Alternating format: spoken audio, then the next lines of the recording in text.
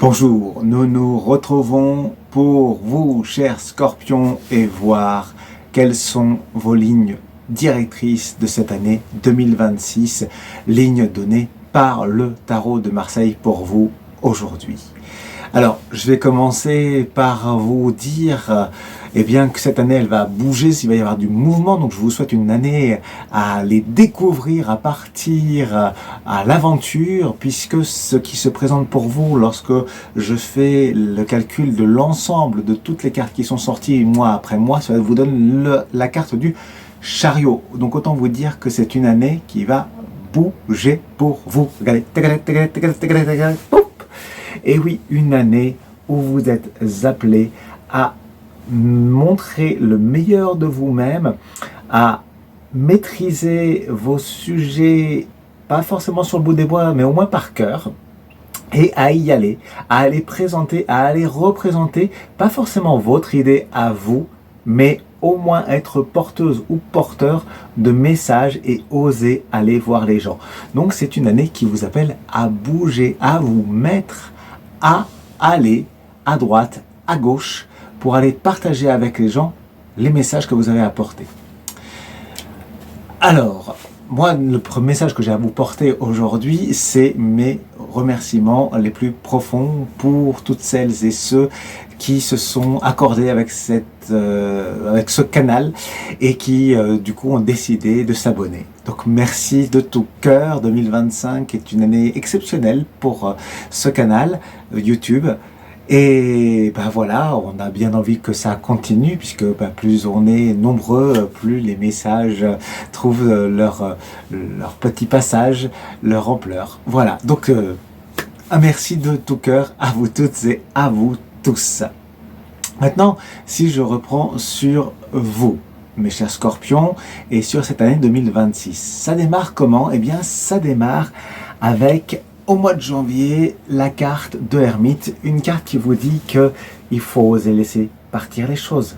C'est un temps pour regarder ce que vous avez vécu précédemment et accepter de laisser partir ce que vous avez rencontré, ce qui vous a nourri à un moment donné, mais qui n'est plus vous. Donc, c'est un mois qui vous amène à un changement profond, à laisser, et là c'est l'oracle de Gaïa qui vient vous en parler, à laisser vos vieilles illusions, à laisser ce que vous aviez envie de créer, qui peut-être était juste dans votre tête, auquel vous n'avez pas donné plus de corps que ça, qui sont juste passés, qui vous ont inspiré, mais dans lesquels vous ne vous êtes pas engagé. Et donc, il est temps de garder cette énergie qui a été porteuse, qui vous a amené à une forme de détente, et à présent, d'y aller en vous connectant à votre propre intégrité pour oser cette transformation. D'ailleurs, vous voyez, la déesse de la création, elle parle de transformation, de créativité, d'intégrité. Donc, on a vraiment un redoublement de l'information qui dit là, ok, cher Scorpion, au mois de janvier, c'est pas grave, il y a plein de choses qui vont changer pour vous dans votre vie, vous allez peut-être déménager, vous allez peut-être devoir changer de travail ou en reprendre un nouveau, ou bien changer de situation dans votre vie de couple, peut-être revoir certaines choses. En tout cas, il y a à la fois, c'est une période un peu solitaire, mais qui vous demande de rester alerte parce que ça vous invite à rentrer profondément en vous. Ce qui vous amène pour votre mois de février, et là, c'est assez fort parce que le mois de février, c'est le diable qui est venu. Vous voyez, vous êtes avec ce trésor qui est là. C'est une invitation à aller rencontrer votre propre trésor sur lequel vous êtes assis. Et c'est à la fois comme si vous étiez le miroir de l'humanité pour leur montrer à toutes et à tous qu'il y a quelque chose qui nous attend. Donc, c'est une période parfaite pour arriver à simplement vous dépêtrer de vos problèmes mentaux, de ce qui vous encombre, pour recréer du lien avec les gens qui vous sont importants et du coup découvrir ce trésor que vous portez en vous, ce trésor qui ne demande qu'une seule chose, et bien avec le roi de bâton qui ne demande qu'à sortir, qu'à être exprimé, qu'à être dessiné.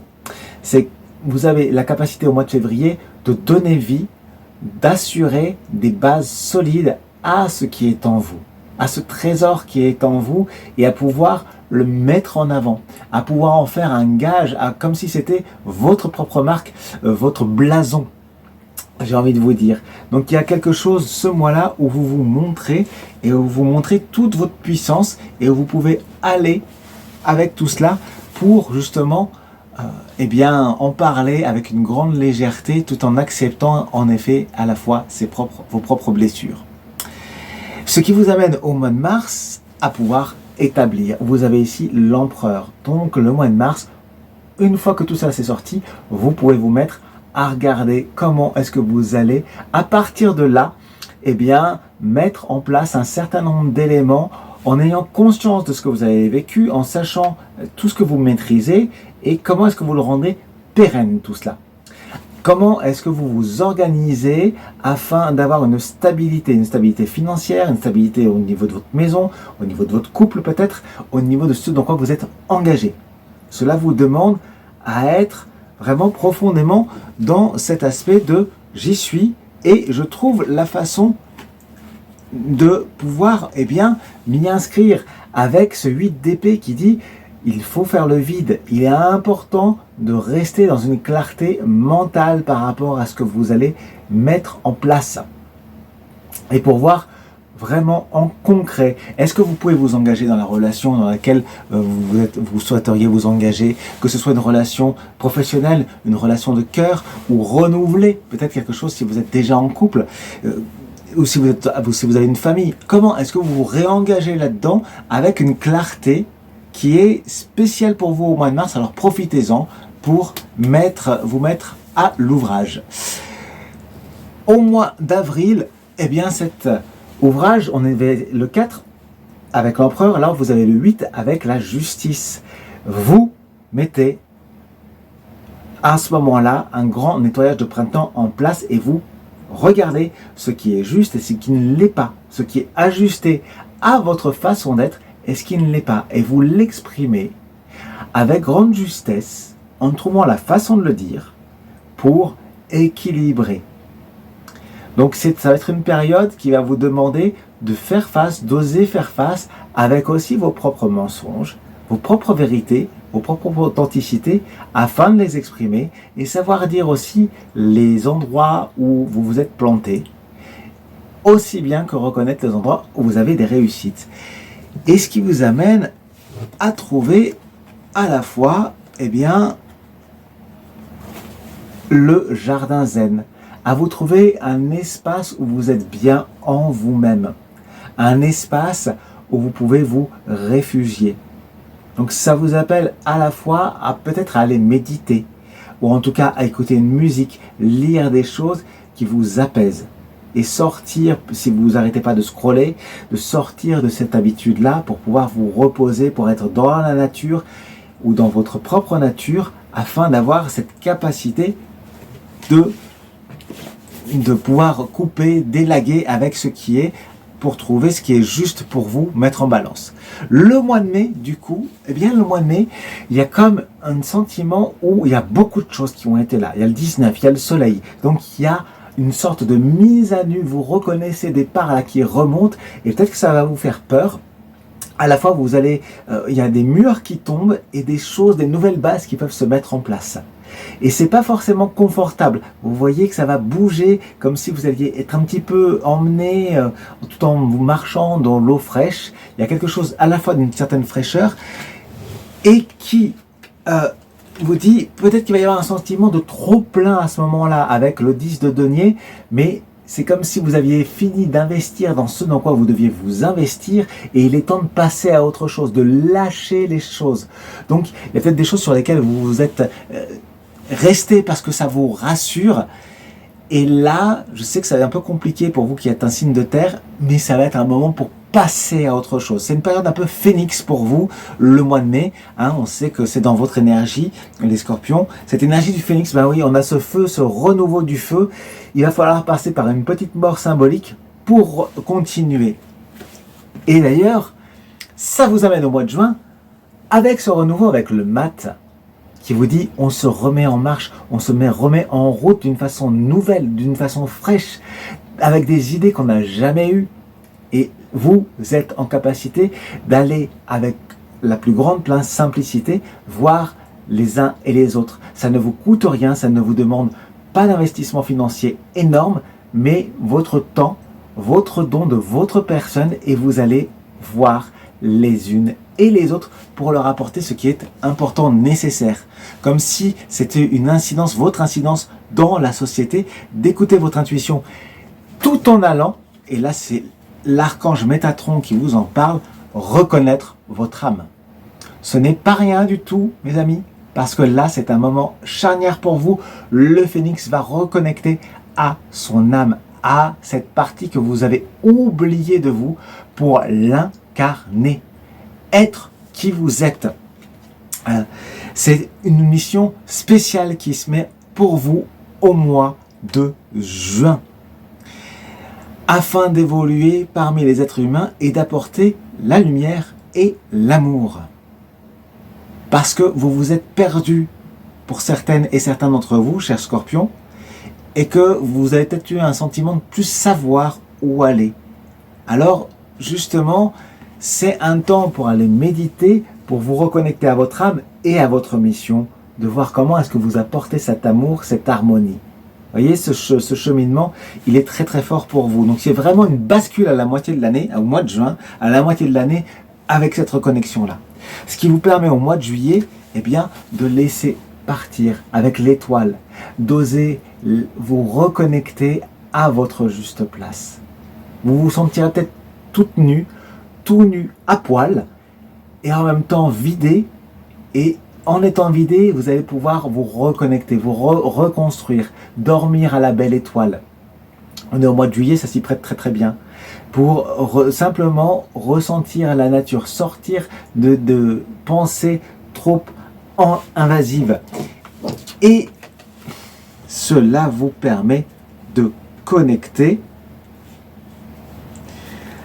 à une dimension d'amour avec le 6 de coupe. Là, vous retrouvez les parts de vous que vous aimez, ce que vous aviez oublié, qui peuvent refaire surface, et vous voyez ce que vous pouvez amener justement comme amour aux uns et aux autres. Et peut-être que ça va être une rencontre amoureuse si vous êtes célibataire. Il y a ce potentiel-là pour vous au mois de juillet. Bien sûr, c'est toujours sous condition de ce que vous avez mis en place dans votre vie. Ce n'est pas parce que c'est là au mois de juillet que ça doit se passer. Ça dépend de comment vous vous êtes mis en disposition pour rencontrer l'amour à ce moment-là. Mais sachez, mes chers scorpions qui êtes célibataires, qu'il y a là un fort potentiel à ce moment-là d'une rencontre. Le mois d'août, eh bien le mois d'août, on arrive à une forme de plénitude. Vous pouvez vous retrouver sur vous-même, vous retrouver dans un cocon à un moment donné pour vous faire du bien. Donc c'est un moment cocooning, c'est un moment où vous allez trouver des personnes ressources chez qui vous allez, qui vont s'occuper de vous, vous occuper de vous-même pour passer à autre chose. C'est un moment de fragilité pour vous où vous allez vraiment clôturer une période. Alors on a eu la point de bascule au mois de juin, mais là vous clôturez quelque chose et vous ouvrez sur quelque chose de neuf encore, qui est encore fragile, mais qui vous amène, et quand je vous parlais du potentiel d'amour, là on a une rencontre très très forte amoureuse avec ce cavalier de coupe. Donc il y avait déjà la mise en place d'un amour au mois de juillet, mais en août ça se confirme. Si vous êtes célibataire, il y a un fort potentiel de rencontre, et en tout cas pour d'autres personnes, c'est des gens qui viennent à votre rencontre et qui vous entourent d'amour. Donc là, profitez-en pour recevoir, parce que si vous êtes réaligné au mois de juin, alors vous allez recevoir plein d'amour dans les périodes qui suivent. Donc c'est très très beau, parce que vous êtes à la fois la messagère, le messager de cet amour qui va vous être envoyé. Ce que vous donnez, vous le recevez au centuple. C'est magnifique. Ce qui vous amène à un gros switch au mois de septembre avec l'arcane sans nom. Il va y avoir des choses qui vont se passer. Ce n'est pas que vous, c'est quelque chose qui est aussi, je le capte comme ça, dans d'autres lectures, je l'ai eu aussi. Vous pouvez aller voir d'ailleurs votre ascendant, peut-être que ça vous éclairera dessus. Parce que c'est comme s'il y avait un gros mouvement planétaire, en tout cas dans notre société, et que vous êtes ce mouvement qui à la fois dit j'y vais, je continue. Il y a des choses qui tombent autour de moi, des choses qui meurent, et moi je vais apporter la vie, je vais apporter la joie. Je vais aller au plus profond de ce qui pourrait m'embourber, m'entraîner, et pourtant il y a une force qui est là en vous qui dit que vous avancez quoi qu'il en coûte, quoi qu'il en soit, vous allez trouver ce trésor, vous allez continuer à l'amener et à le révéler comme si vous étiez engagé dans une ferme et que vous participiez à cet effort collectif à ce moment-là. Donc vous verrez bien comment ça va s'exprimer, mais il y a quelque chose qui vous amène à être dans le mouvement du vivant. Ce qui fait qu'en octobre, eh bien en octobre, dans la continuité de ce mouvement, avec le vin, il y a le jugement. Vous dépassez votre propre notion de jugement sur vous-même. Vous vous retrouvez. Vous vous reconnectez à votre propre musique. Votre mission continue d'être là, vous l'entendez. C'est de plus en plus clair, de plus en plus précis, j'entends, dans ce que vous avez à faire, dans l'œuvre que vous avez à réaliser. Et les gens se réunissent autour de vous, vous méditez avec eux, vous priez avec eux. Et cette œuvre, elle est en train de se créer, elle est en train de prendre vie. Il y a quelque chose de céleste. Répondez à l'appel. J'entends en ce moment, par exemple, l'appel de Patricia Daré avec les Templiers. Il y a quelque chose de cet ordre-là, d'une mission presque de moine guerrier qui vous dit « on y va ». On y va. Et ça peut se réaliser en couple comme ça peut se réaliser en solitaire. Mais il y a quelque chose qui se réalise au niveau du collectif et vous avez, cher Scorpion, votre part à y amener à ce moment-là. Les anges vous y invitent. Ce qui fait qu'au mois de novembre, eh bien, il y a un redémarrage. On réinitialise tout. Vous vous posez, vous regardez ce que vous avez emporté avec vous et vous faites un bilan. Mois de novembre, on prend ce temps pour voir ce qu'on va garder, quels sont les outils qu'on va prendre pour continuer l'aventure. Puis les autres, on les remet dans son petit baluchon, hein, on ne les laisse pas de côté, enfin on ne les jette pas. Mais simplement, on va se concentrer sur est-ce que c'est sur le couple que je dois me concentrer, est-ce que c'est sur le travail que je dois me concentrer, est-ce que c'est sur ma relation aux autres, ma relation à ma famille. Il y a un certain nombre de questions que vous allez devoir vous poser pour vous mettre en action. C'est pas on se repose en novembre, on se met en action, à tel point que cette action, elle est d'ailleurs ici avec le 7 de bâton. Donc il y a un certain nombre d'éléments, de choses qui vont être pour vous à mettre en place, hein, de dire à partir de ce que vous avez, il faut que vous vous organisiez et cela va vous demander de vous y mettre quasiment tous les jours. Le mois de novembre va être assez agité, peut-être que vous allez avoir du mal à dormir parce qu'il y a des choses qui vous viennent, qui sont à faire, qui sont à mettre sur la table pour amener la suite. Et la suite, c'est quoi? Eh bien la suite, pour cette fin d'année, le mois de décembre, c'est une très très belle fin d'année puisque vous finissez avec l'amoureux. Vous vous reconnectez, il va y avoir des choix à faire, à se poser des questions, mais comme ça aura été éclairé par tout le reste, eh bien, si vous avez fait le travail sur vous-même, eh bien, vous allez pouvoir trouver comment est-ce que vous vous réunissez, comment est-ce que vous retrouvez l'amour envers vous-même et celui des autres. Comment est-ce que vous allez co-créer? Il y a un aspect communautaire ici, et vous allez pouvoir rassembler et faire partie de cette œuvre collective qui est en lien avec, ici c'est Gaïa, avec le message d'amour de la terre-mère sacrée. Je vous vois dans la nature, je vous vois avec plein de gens en train de chanter, en train de faire des choses belles, créatives, au milieu des champs, au milieu de la forêt. Il y a un moment de paix. Peut-être que c'est un suspens à ce moment-là, mais il y a vraiment un bien-être qui s'amène pour vous, mes chers Scorpions, en cette fin d'année, qui vous appelle à la fois à dire comment est-ce que vous allez créer cette œuvre, comment est-ce que vous êtes participant, participante, et comment est-ce que vous animez. Il y a un côté animatrice, animateur qui est là aussi pour vous au mois de décembre, donc voilà, qui va vous ouvrir à la suite en 2027, mais ça on le reverra ensemble au moment où nous y serons. Voilà pour cette année très forte, cette année en mouvement, je vous le redis, mes chers Scorpions. Et bien, dites-moi si vous êtes prêts au mouvement. Donc, si tel est le cas, n'hésitez pas à laisser un petit commentaire en disant « Allez hop, je m'y engage, j'y fais à fond ». Comme ça, mettez le mouvement en marche pour inspirer vos copains et copines Scorpions. D'ailleurs, si ça vous parle, eh bien, transmettez-leur la vidéo. abonnez-vous, mettez un pouce en l'air, un like à cette vidéo si elle vous a touché, bien évidemment. Et puis bien sûr, on va se retrouver pour d'autres vidéos tout au long de l'année, en suivant les lunes, et puis les choses qui m'inspireront au moment où elles seront là. En tout cas, je vous remercie pour votre écoute. Je vous dis à tout bientôt. C'était Mathieu Lelarge. Fin de transmission.